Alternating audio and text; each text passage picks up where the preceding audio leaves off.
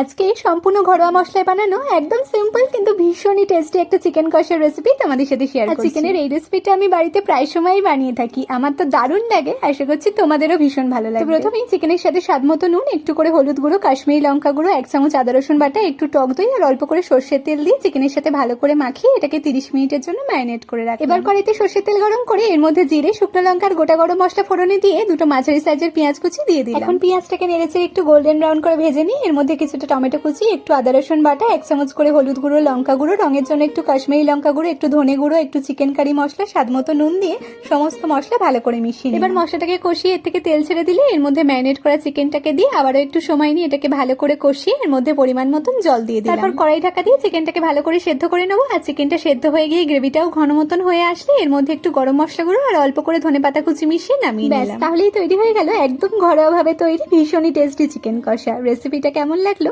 অবশ্যই কমেন্টে জানিও।